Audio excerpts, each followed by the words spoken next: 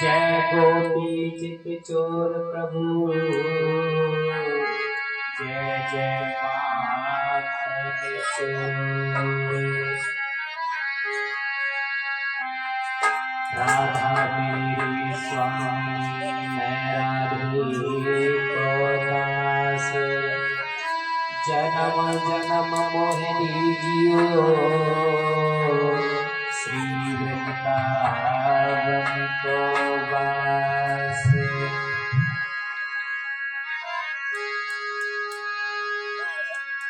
कृष्णाय वासुदेवाय हरे परमात्मने प्रणतभ्यः क्लेशनाशाय गोविन्दाय नमो नमः।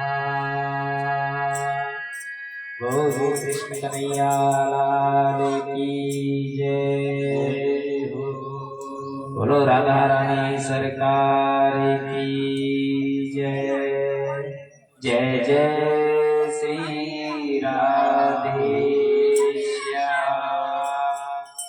नमः पार्वती पतये हर हर महादेव।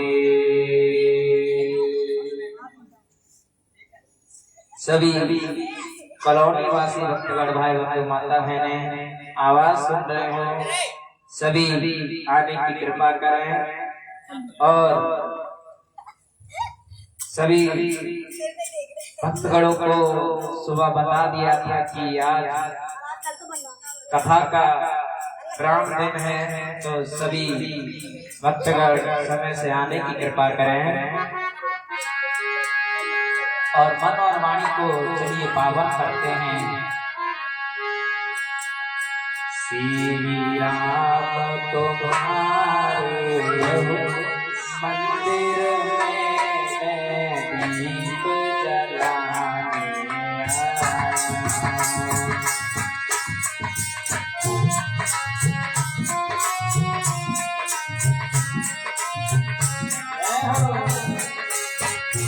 सभी सरकार लगाते हुए श्री राम तुम्हारे मंदिर में दीप जलाने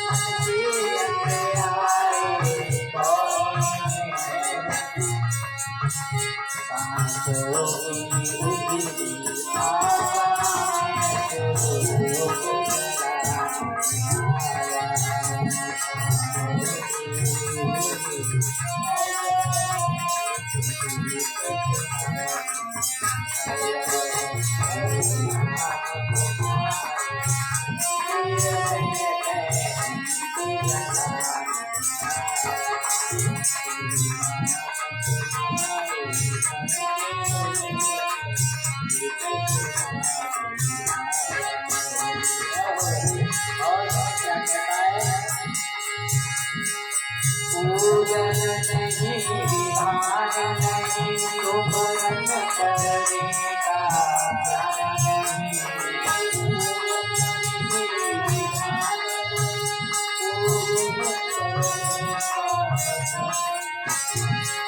पूजन विधि विधान नहीं सुमरन करने का ज्ञान नहीं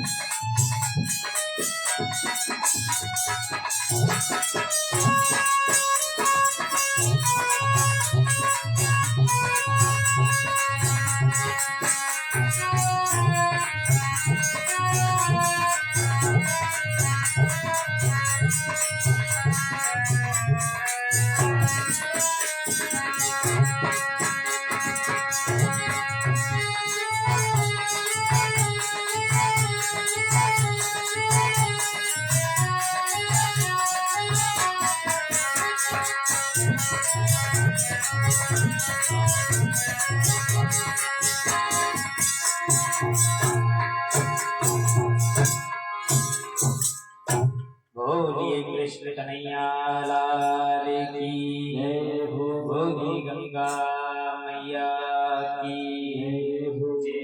जय श्री राधे श्याम। कल आपने श्रवण किया कि भगवान का विवाह कैसे हुआ और कंस का कैसे मान मर्दन किया। ये कल आपने सभी ने श्रवण किया। अब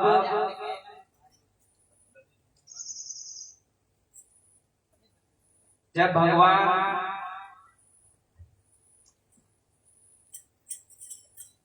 मथुरा आए थे तो सबसे पहले कंसराज का धोबी मिला।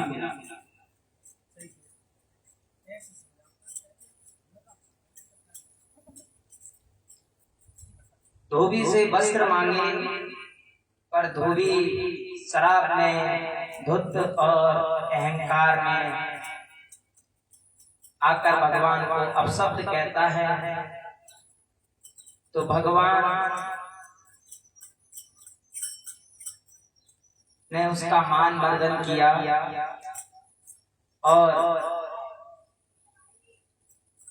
भगवान श्री कृष्ण मथुरा की नगरियों में घूम रहे हैं और साथ में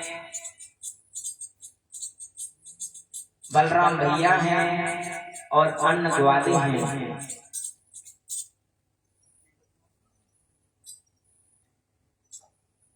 बड़े बड़े वस्त्र पहनकर जा रहे हैं तो उन वस्त्रों को सुशोभित करवाया है और एक माली ने भगवान को माला अर्पण की है। भगवान ने आशीर्वाद दिया है कि कलयुग में खूब मान पानी कमाओ। और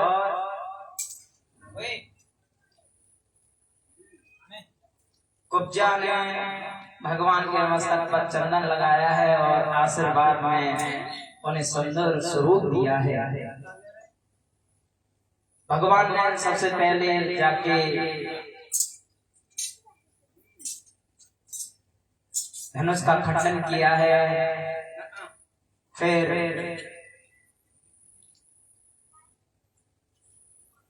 कंस का मान मर्दन किया है। भगवान छोटे से हैं और उनकी छवि क्या सुंदर प्रतिमा नजर आ रही है। कंस के ऊपर खड़े हुए हैं, कमर के ऊपर दोनों हाथ रखे हुए हैं और मोर लहरा रहा है, कमर में बंसी लग रही है, पीताम्बर लहरा रहा है। और गोविंद कैसे लग रहे हैं। उनकी छवि देखते ही बड़ा सुंदर दृश्य लग रहा है और आनंद आ रहा है। कंस का मान मर्दन करने के बाद जो कंस ने जेल में बंद कर रखे थे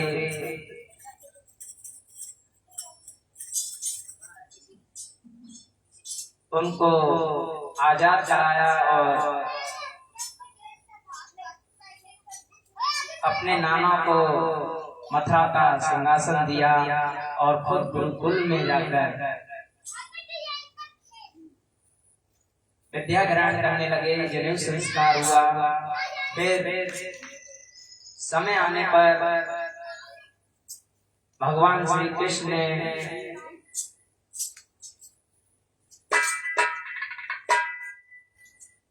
कई सारे राक्षसों का मान मर्दन किया है।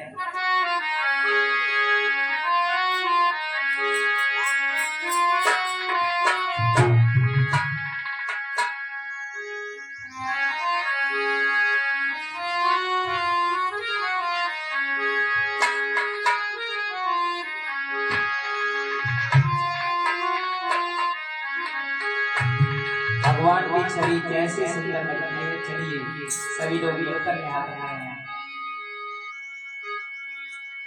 अच्युतम केशवम कृष्ण दामोदर रघुराम जानकी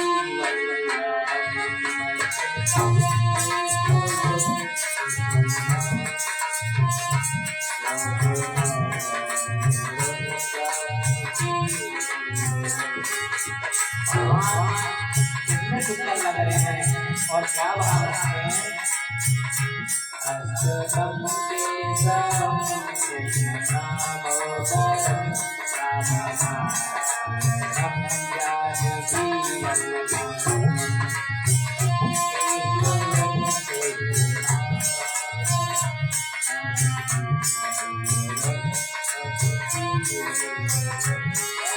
बहुत सारे भक्तों का भाव होता है कि भगवान हमारे घर भी नहीं आते हैं और कहते हैं भगवान आते नहीं और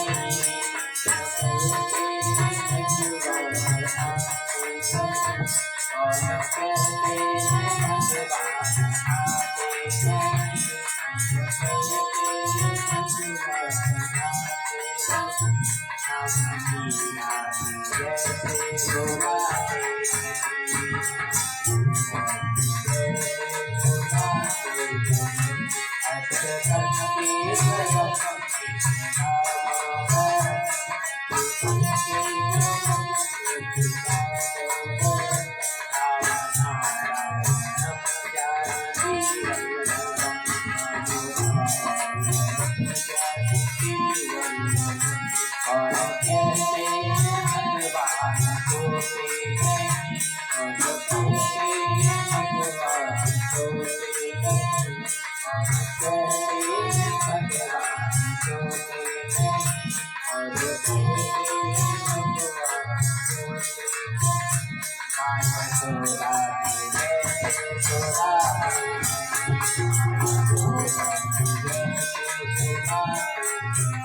कहते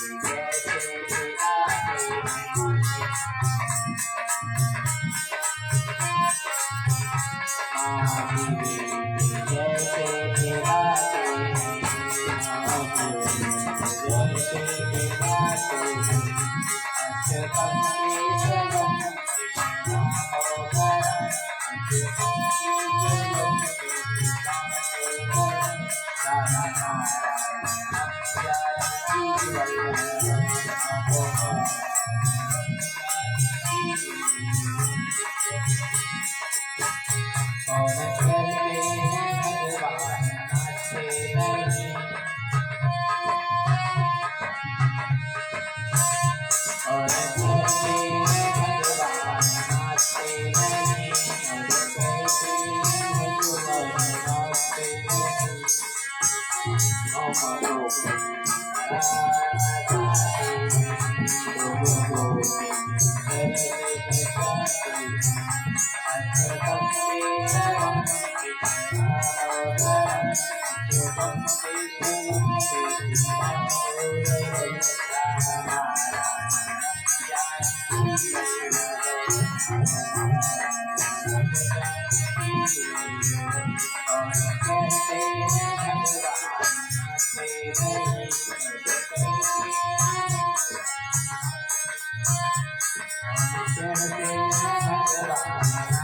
भगवान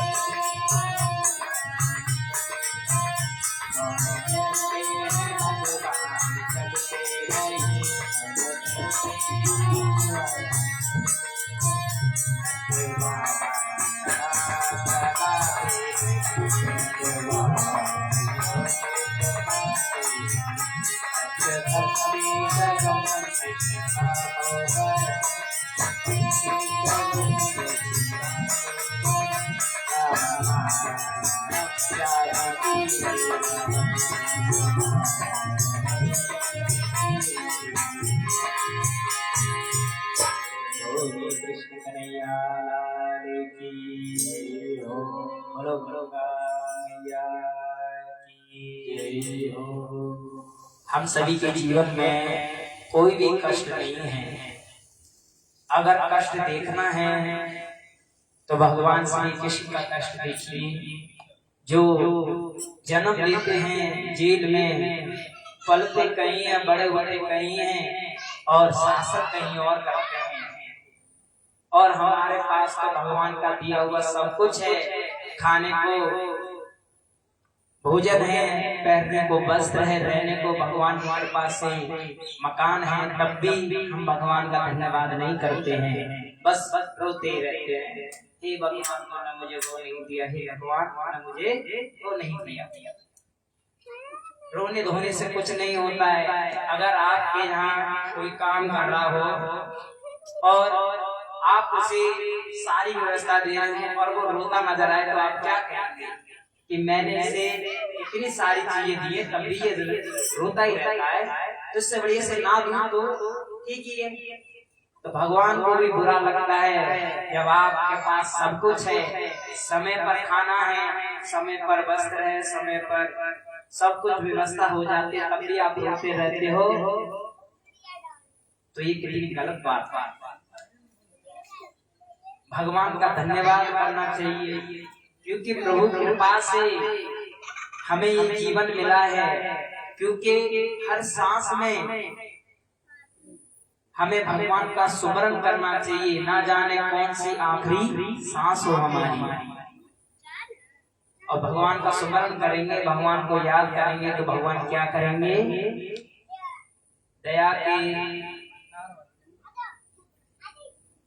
की कृपा करेंगे, दया का भंडार भर देंगे और याद करेंगे। याद के अगर हम किसी को याद करते हैं तो अचानक उसका फोन आ जाता है, भैया हम तो आपको याद कर रहे थे, आपने हमें याद कर दिया, तो प्रसन्नता होती है, यानी खुशी होती है कि आपने हमें याद किया है। और ऐसे ही हम भगवान को याद करेंगे तो भगवान को भी खुशी होती है कि हमारा भक्त हमें याद करता है और हम इसके ऊपर दया करें। बोलो गोविंद भगवान की जय हो।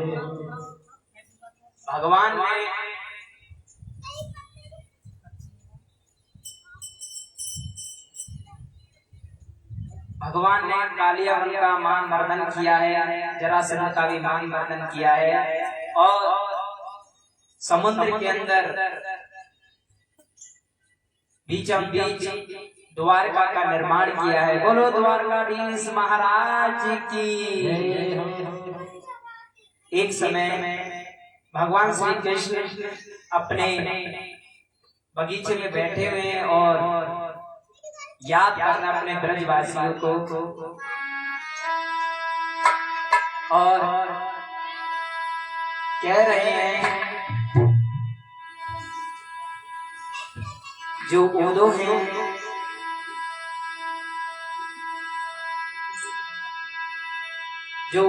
उनसे कह रहे हैं कि उदो, मैंने अपने ब्रज में अपने ग्वाल वालों के साथ बहुत समय बिताया है, लेकिन आज वो समय नहीं है कि मैं उनसे मिलने जा सकूं। और मेरा भाव है कि मैं उनसे मिलने जाऊं, पर क्या करूं, मैं मिलने नहीं जा सकता। आप एक काम कीजिए, आप मेरी काली कपड़े ले जाइए, मेरा रथ खड़ा है, आप ब्रज जाइए और उन सभी ग्वाल गोपियों को समझा देना कि मैं यहाँ पर ठीक ठाक हूँ, मुझे याद ना करें और अपना समय से कार्य करें। उदो बोले कि मैं बृहस्पति का शिष्य हूँ, मैं उन ग्वाल वालों को क्या समझाऊंगा, उन्हें क्या बताऊंगा, वो क्या समझेंगे मेरी बातों को। भगवान सब जानते हैं कि इन्हें अपनी ज्ञान पर अहंकार है, इनका अहंकार का मान मर्दन करना पड़ेगा। तो बोलते हैं कि उदो, आप हमारे परम मित्र हैं, तो मैं चाहता हूं कि आप ब्रज जाइए और यहाँ पर गोपी ग्वाल जितने भी हैं उन्हें आप समझाएं कि मुझे याद ना करें और अपना जो भी कार्य है वो करें। तो भगवान के समझाने पर वो तो चलते हैं और क्या कहते हैं,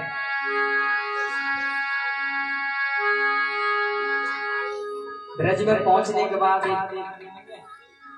ग्वाला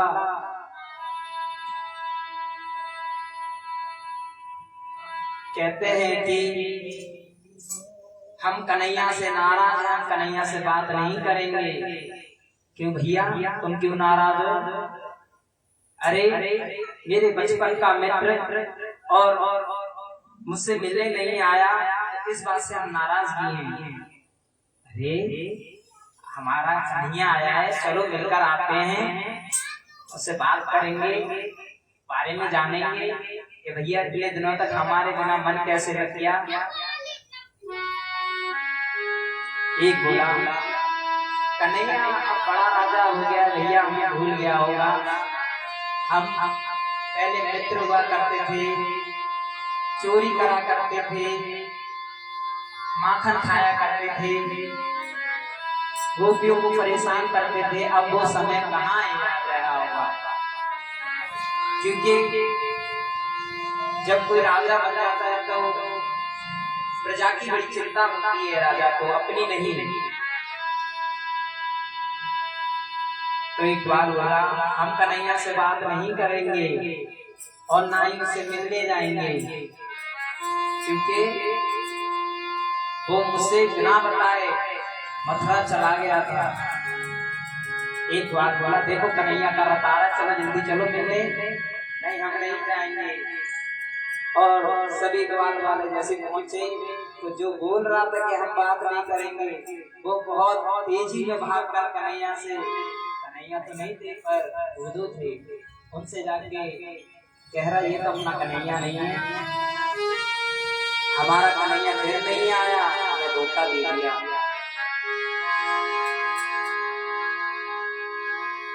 उदो कहते हैं कि यशोदा मैया का घर किधर है,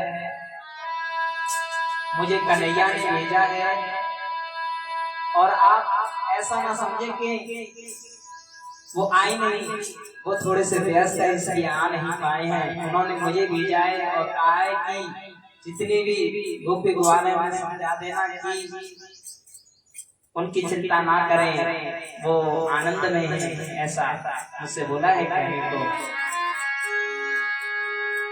कहने लगे कि यशोदा मैया का घर किधर है।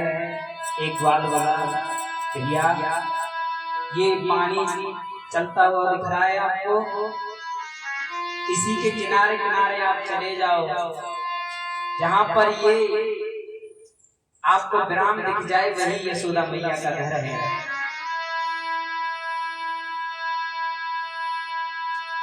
उधर जाते हैं, एक ग्वाल वाला जो आप ये किनारे किनारे पानी चला रहा है, ये नाली का पानी नहीं है,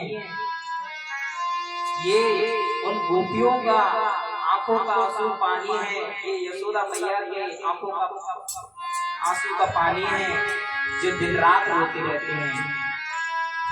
यशोदा मैया के यहाँ पहुँचते हैं और उनसे कहते हैं, माँ मुझे आपके लाला ने भेजा है और कहा है कि आप चिंता ना करें, और कहा है कि मैं ठीक ठाक हूँ, आप अपना ध्यान रखें। तो आगे जाते हैं गोपियों के पास और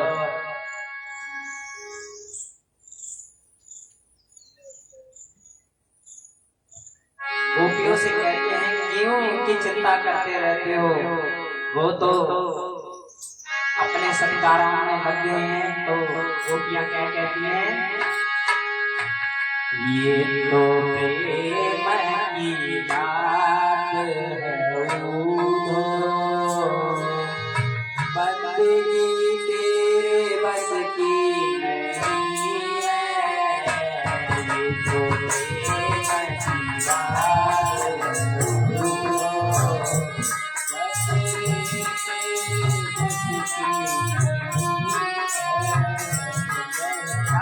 गोपियां, ये तो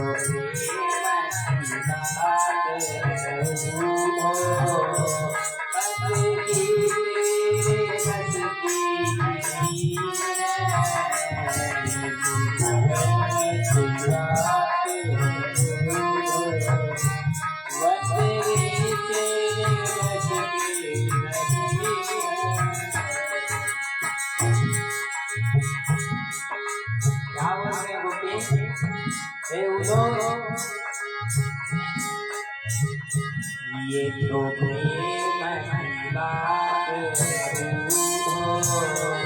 बंदगी तेरे रस की नहीं है, ये तो प्रेम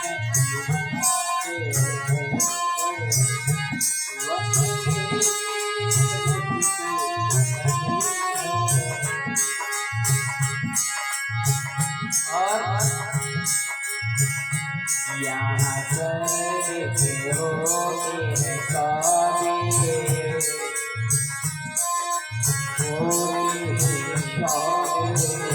यहाँ करते होते हैं काबे,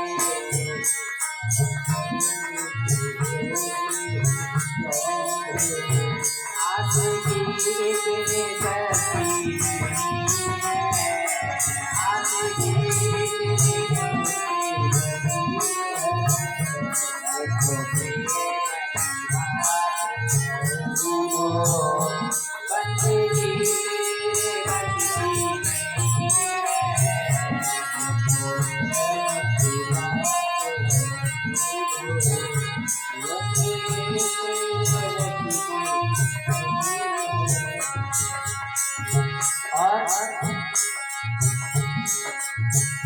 क्या कहते हैं गोपी,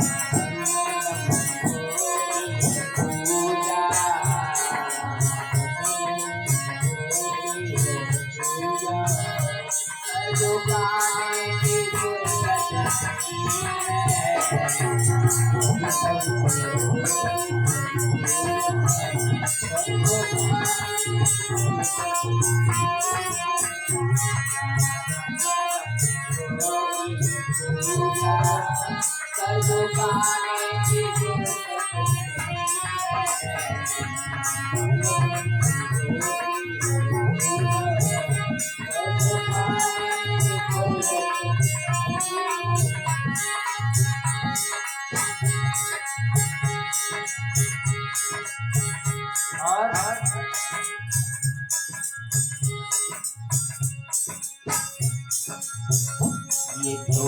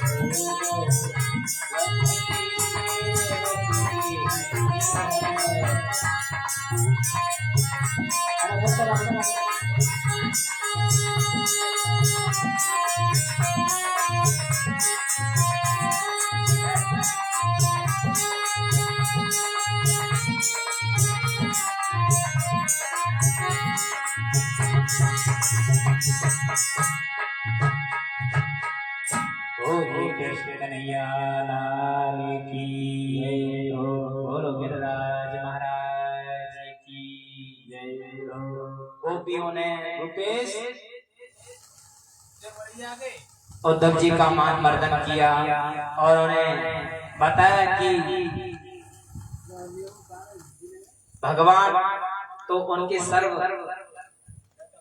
साथ में रहते हैं और उनका मान मर्दन किया और भगवान ने अपना किस तरीके से विवाह किया है। कुंदनपुर में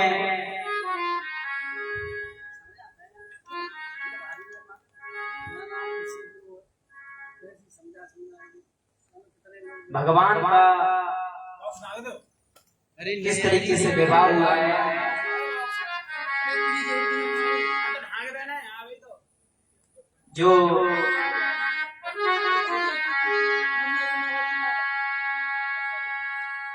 जो रुक्मिणी है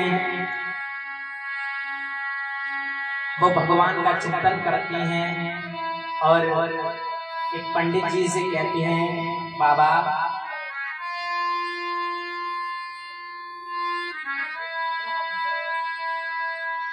मुझे कन्हैया से विवाह करना है, आप मेरा एक पत्र लेके चले जाएं।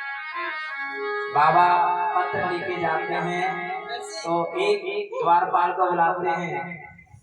अरे द्वारपाल वाले भैया, ये कौन सा नगर है? विनयनगर चौक। विनयनगर चौक, पर मुझे तो द्वारका जाना है। इस नगरी का नाम क्या है?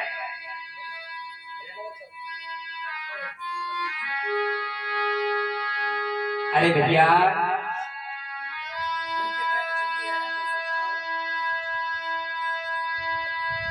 ये कौन सी जगह है? जी महाराज जी, विजयनगर है। विनयनगर? पर मुझे तो द्वारका जाना है। तो अगली गली में।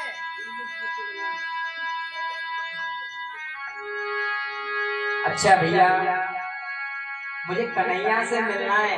कोई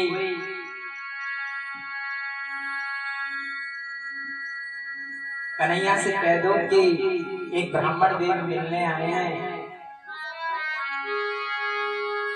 और उनसे कहना कि वो जल्द से जल्द मेरे साथ चले। ऐसे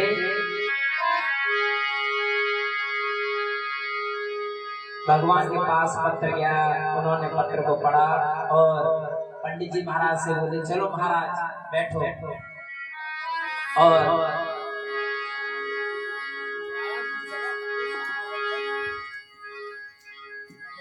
घोड़े लगे, रथ में जो हवा से बातें करते हैं भगवान में, जैसे चढ़े और बाबा से कहा, बाबा पहुंच गए हैं। और राक्षस लगे हुए हैं, शिशुपाल अपनी बारात लेकर खड़ा हुआ है और बहुत सारे राक्षस हैं। भगवान ने देखा कि इसमें से रुक्मिणी जी कौन है और रुक्मिणी जी हाथ का इशारा करके बता रहे हैं। भगवान ने उनका हाथ पकड़ के उन्हें रथ में चढ़ा दिया और जो राक्षस है कैसी तारीफ कर रहे हैं, बड़े सुंदर लग रहे हैं, बड़े प्यारे लग रहे हैं। और कैसे लग रहे हैं?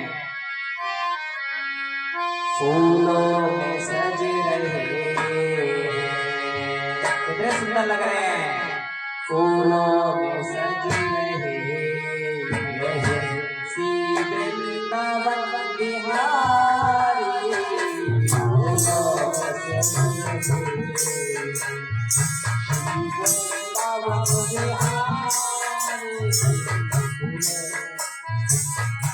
भगवान कितने सुंदर लग रहे हैं। फूलों में सजे रहे हैं वृंदावन बिहारी, फूलों में सजे रहे वृंदावन बिहारी।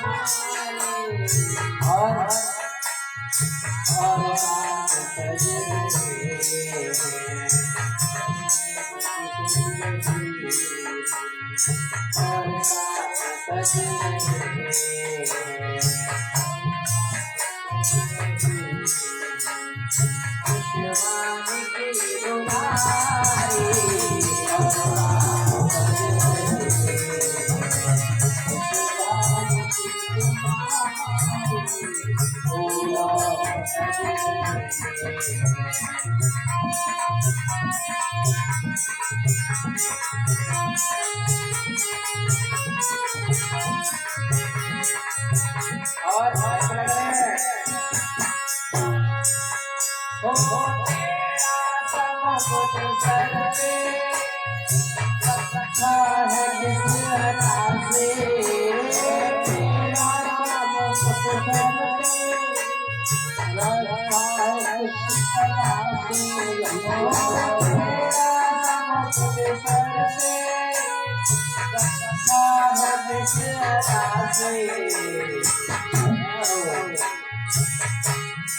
और करुणा बरस रही है, करुणा भरी घासे, करुणा करुणा भरे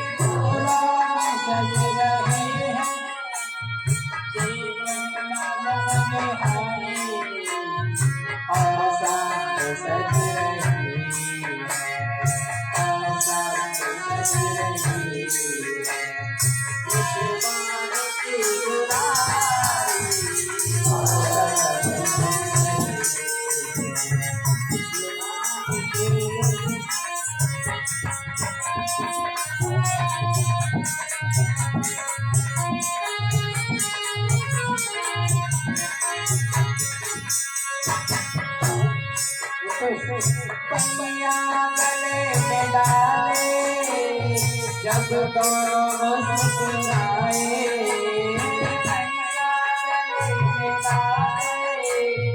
जब दोनों मुस्कुराए,